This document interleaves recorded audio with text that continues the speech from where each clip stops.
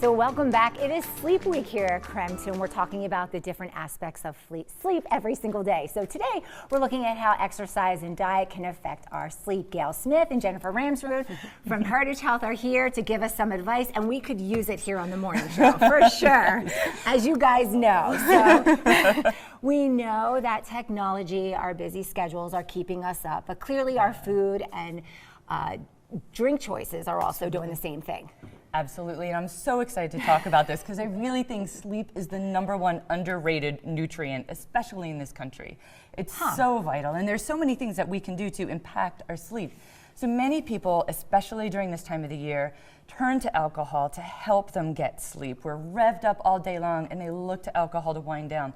But what we know is that alcohol actually reduces the quality of our sleep. So yes, it may get you to sleep faster, but it's going to interrupt in those really restorative phases of sleep, giving you something that doesn't necessarily leave you refreshed in the morning. Gotcha. We need to get into what's called stage 3 sleep. So you've got 4 stages of sleep.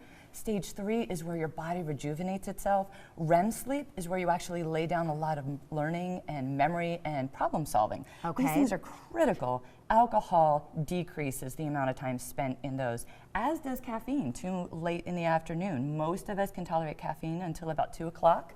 And then after that point, that caffeine starts to interfere with those processes, allowing us to get into those deeper sleep stages. And so with that, then we're also getting into the risk factors then that come along with it. Absolutely. Okay. So type 2 diabetes and heart disease and even cancer, all of that goes along with sleep, as does obesity. So even 1 night of restricted sleep increases insulin resistance and changes the hormones of ghrelin and leptin. So ghrelin makes you growl for food or graze. It's your hunger hormone. Leptin helps you to feel satisfied with your food.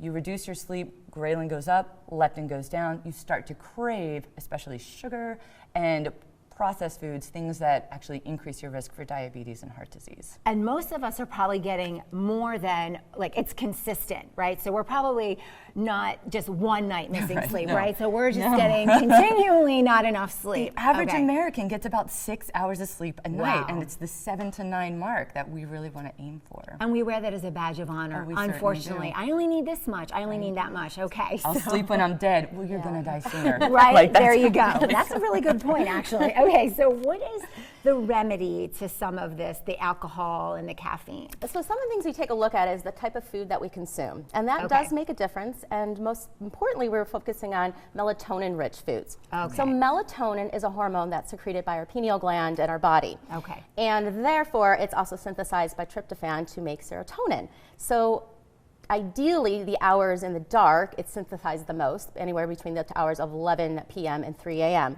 And that is when the most melatonin is synthesized. So consuming melatonin-rich foods can be helpful. We've seen that it actually increases in our serum levels when we have foods that are high or rich in melatonin.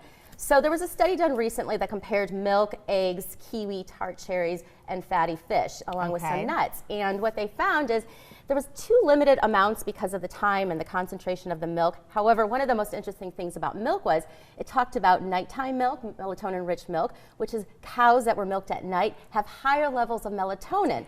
Now, whether or not that affects your sleep, it's still not concluded. But it is something worthy to think about more of in the future. But the 2 things that actually shown to improve sleep improvement was the tart cherry juice and the kiwis.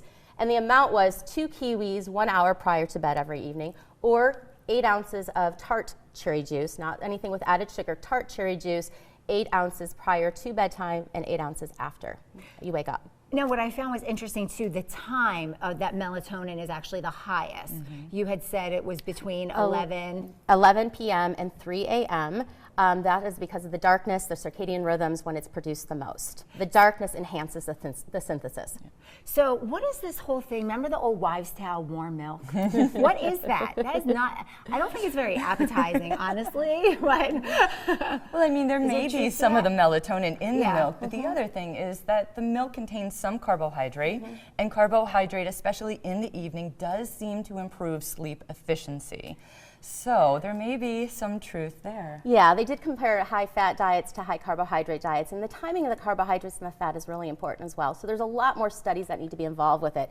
But the high-carbohydrate diet, and specifically possibly the timing, can attribute to a better sleep pattern. Great. Well, thanks, Jen. Really interesting information. So bag the milk, get your cherry juice. Hopefully this And kiwi will all sleep a little bit better tonight. Exactly. Thanks, guys, so much. Thanks, Thank you. Rose. We will be back with more Creme 2 Morning News after the break.